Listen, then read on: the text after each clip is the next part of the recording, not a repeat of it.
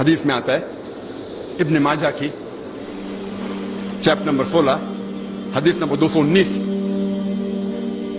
جو اللہ کے رسول کہتے ہیں یا ابو در تم اگر ایک آیت کو سمجھو گے وہ 100 رکعت نفل سے بہتر ہے. اللہ کے رسول فرماتے یا ابو در تم اگر ایک قرآن کی آیت کو سمجھو گے وہ 100 رکعت صلاح نوافل صلاح سے بہتر ہے. اور ایک رکعت میں کم از کم سورہ فاتحہ تو پڑھنا چاہیے آپ کو. کم از کم 7 آیتیں ہیں. 100 رکعت میں کم از کم 700 آیتیں ہیں. تو اللہ کے رسول فرماتے ایک آیت کو سمجھ کے پڑھنا سمجھنا 700 آیت کی تلاوت کرنے سے بہتر ہے. یعنی سمجھنا 700 گنا صرف تلاوت سے بہتر ہے. اللہ کے رسول فرماتے ابن ماجہ میں اور یہ صحیح حدیث ہے.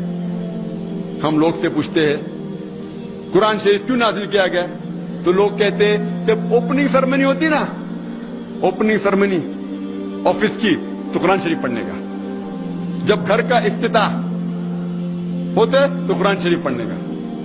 جب کوئی مر گیا تو قرآن خوانی کرتے. تو قرآن شریف نازل کیا گیا تھا قرآن خوانی کے لیے. اور لوگ کرتے ختم قرآن 1 2 3 ختم قرآن کے رمضان میں 3 بار 4 بار 10 بار. الحمدللہ آپ کو ثواب ملے گا انشاءاللہ ملے گا. لیکن اگر آپ رمضان میں 2 بار ختم قرآن کرتے ہیں میری یہ رائے رہے گی کہ 1 بار عربی میں پڑھو اور 1 بار ترجمہ پڑھو وہ بہتر ہے. کم از کم سمجھ میں تو آئیں گا آپ کو.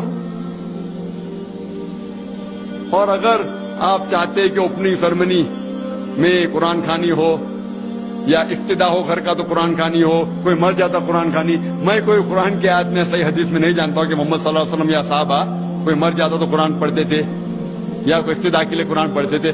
اگر آپ کو قرآن پڑھنے کا ہی ہے تو میں یہ کہتا ہوں کہ آپ قرآن اگر پڑھتے ہیں 100 مائل کی سپیڈ کے اوپر 30 لوگ کو بلاتے اور 1 گھنٹے میں ختم کرتے تو میں کہتا ہوں کہ 2 گھنٹے کے لیے بلاؤ. عربی بھی پڑھو ترجمہ بھی پڑھو. نہیں تو 30 کے بدلے 60 لوگ کو بلاؤ. ایک آدمی اگر 1 پارا پڑھتا ہے تو ایک آدمی کو بولا آدھا پارا پڑھو عربی میں اور آدھا پارا ترجمہ پڑھو.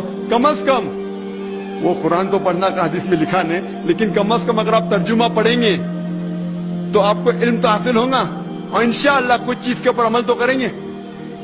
تو قرآن کو سمجھ کے پڑھنا بہت ضروری ہے بہت ضروری ہے.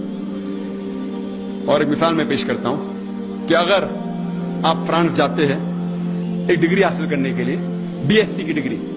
آپ فرینچ نہیں جانتے آپ کلاس اٹینڈ کرتے ہیں. کلاس اٹینڈ کرتے ٹیچر استاد آپ کو پی دیتا ہے پریزنٹ.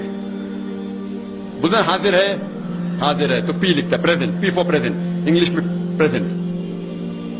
آپ پورا سال پریزنٹ رہتے پی ملتا ہے آپ کو آپ خوش ہے.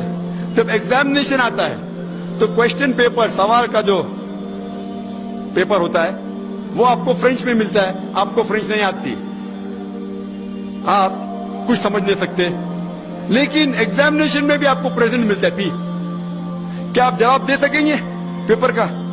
آپ کچھ سوال ہی نہیں سمجھے تو جواب کیا دیں گے؟ تو یہ پی جو ہے وہ پریزنٹ کے لیے پاس کے لیے نہیں. آپ ایگزامینیشن میں فیل ہو جائیں گے.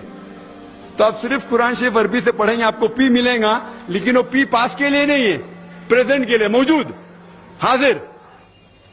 ہمیں غلط فہمی ہے کہ ہم پڑھیں گے تو جنت میں جائیں گے. صرف پڑھنا کافی نہیں ہے.